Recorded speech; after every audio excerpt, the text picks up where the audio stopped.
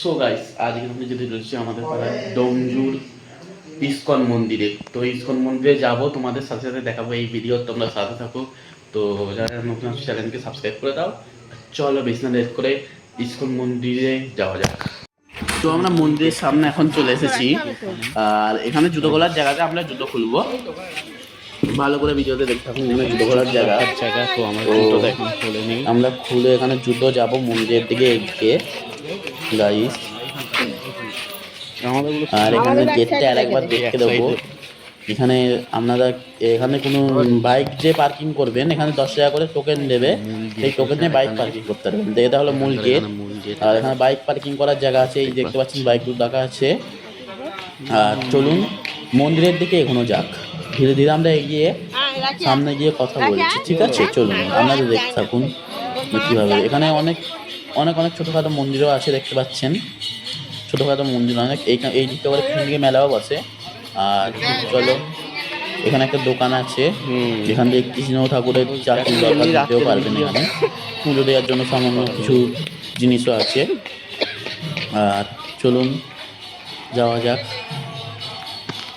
তো আমাদের ঘরে আজকে সব গেস্ট এসেছিলো, গেস্ট নিয়ে যাওয়া হচ্ছিলো, মন্দিরে দেখানো হচ্ছিলো। তো সামনে আর একজন, এই যে সামনে একটা ভাই যাচ্ছে, এই ভাইটার নাম হলো রাখি। চলুন মন্দিরে চলে যাই। এবার মন্দিরে হরিনাম চলছে, আর এখানে কিছু ঠাকুরটা দেখাচ্ছি, দেখতে পাচ্ছেন। তো চলুন হরিনাম শুনতে এখানে তাড়াতাড়ি। এখানে পাশে রাস্তা বসেছে, সেই রাস্তাকেও আমি দেখাবো যেগুলো আপনাদের। তো আমি রাস্তাকেও দেখাবো। আর আপনারা দেখছেন কৃষ্ণ ঠাকুরের এখন এখানে দেখছি।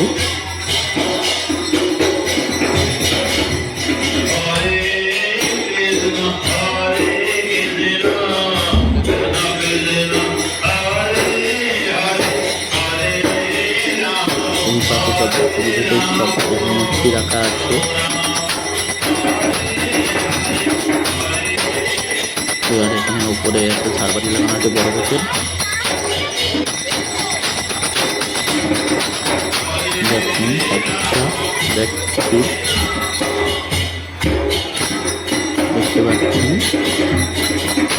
তো এখানে ডোমজুর হাওড়া, কলকাতা হাওড়া জেলা এইখানে পড়ে। কলকাতা হাওড়া জেলাতে, কলকাতা হাওড়া জেলার ডোমজুর ইসকন মন্দির। কেউ বললে এখানে সার্চ করলে এগুলো পেয়ে যাবে, কলকাতা হাওড়া জেলার ডোমজুর ইসকন মন্দির। তো দেখুন, দেখতে পাচ্ছেন এখানে সবাই হচ্ছে হরিনামে।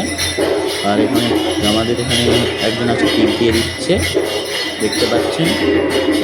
চলুন এখানে রাস্তা একটুখানি আমাদের ছোট্ট করে দেখে দিই। চলুন রাস্তা দেখুন আপনারা। তো প্রথমে আমাদের সেখানে ঠাকুরের ব্যানার দেওয়া আছে, ঠিক আছে।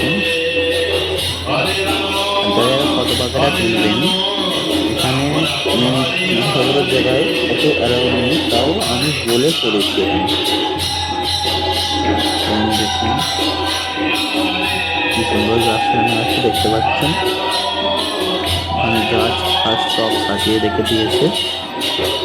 আর ছোটোখাটো থার্মোকলের কিছু ডিজাইন করেছে, মন্দির করেছে, দেখতে পাচ্ছেন গাইস। এখানে দেখছি লোক, মাটির পুকুর, মাটির হাঁড়ি পরিবেশ রাখা আছে। কৃষ্ণ ঠাকুর দেখতে পাচ্ছেন, রাধা কৃষ্ণ। এখন যেহেতু রাসের রাস সাজানো হয়েছে, তাই হ্যাঁ, এর পরের একটা ভিডিও আসবে, সেটা আগে থেকে আমি বলে রেখে দিচ্ছি। আন্দুল রাসমেলা, ওখানে মন্দির অতটা কিন্তু রাসমেলা বলে, ওখানে আমি দেখতে দেবো রাস্তা দিয়ে। দেখুন এখানে সব হরিনাম করার কিছু, এইটা দেখা একটা মাটির মধ্যে। তো দেখতে পাচ্ছেন এখানে আমাদের সব হরিনাম হচ্ছে। চলুন রাস্তা জানাও যখন থেকে দেখতে পাচ্ছেন।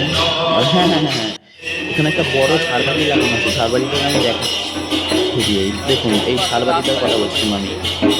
এই ঝাড়বাতিটা আমি কথা বলছি দেখতে পাচ্ছেন, এই ঝাড়বাতিটা লাগানো আছে এখানে, কিছু এখানে পেন্টিং বাজা করা আছে ঝাড়বাতির আশেপাশে দেখতে পাচ্ছেন এখানে।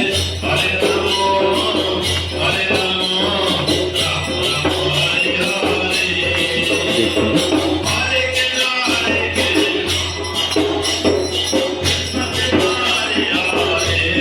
এখানে আমাদের পরিণাম হচ্ছে। অবশ্য ভিডিও আমি হয়তো ভালোই করতে পারি না, তাও আপনাদের করে দেখতে দিচ্ছি। আর যারা যারা নতুন আছে যিশু সর্দার চ্যানেল সাবস্ক্রাইব করে দেবেন। আর একটা পুরোনো চ্যানেল আছে যিশু সর্দার 916, ওখানেও আপনারা পেয়ে যাবেন, আমার পুরোনো চ্যানেল ওখানেও থাকবে।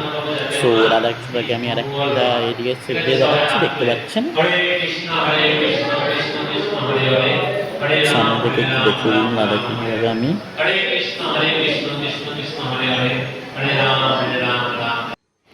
দেখো গাইস, আমরা এখন ছাদে করেছি গাইস। এবারে আমি এসে গেছি এখানে ব্যালকনির ধারে। এখানে আমাদের ডোমজুর একটা পার্ক আছে, নীলাঞ্জনা পার্ক।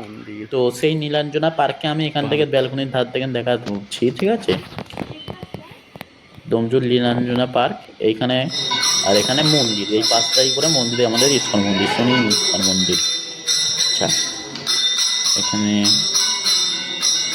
আমাদের বেশিরভাগ ভেতরে থাকতে ইচ্ছে করছিল, ওখানে হরির নাম হচ্ছিল, সব কিছু হচ্ছিল, সবাই আমাদের ওখানে নাচানাচি করছিল, তো ওখানে ছিল সবাই গাইস। আর ব্যালকনির ধারতে মাঝে মাঝে আসছিলাম, যে এখনো যাই আর একবার দেখি। তো ব্যালকনির ধারে মাঝে মাঝে আসছি, আর এখানে আমার বাবা নিশ্চয়ই দেখছে, বাবা ছেলে দুজনেই যাচ্ছি। দেখতে পাচ্ছেন এই পাশে টালির কি একটা ঘর গোছের করা আছে, টালির মনে হয় নিশ্চয়ই ঘর ভরা হবে হয়তো। তো আমার বাবা বলছে নিশ্চয়ই আমার মা বসে আছে, দেখি একবার। দেখুন আমার মা নিশ্চয়ই বসে আছে, নিশ্চয়ই বসে পা দোলাচ্ছে, ঠিক আছে। আর চলুন আমরা বেশি লেট করে ফের আবার যাই ভিডিওর দিকে। যারা যারা নতুন আছে লাইভ সাবস্ক্রাইব করে দেবেন যিশু সর্দার চ্যানেলকে, আর যিশু সর্দার 9162 চ্যানেলকে। দেখাচ্ছি। তো গাইস মন্দিরকে এখন চেন লাইট দিয়ে সাজানো হয়েছে, আর ওপরে জগন্নাথের যেমন পুরীর মন্দিরের চূড়া হয় সেরকমই একটা চূড়া তৈরি করা হয়েছে। এই চূড়াটা কিন্তু আগে ছিল না, এখন করা হয়েছে এই চূড়াটাকে।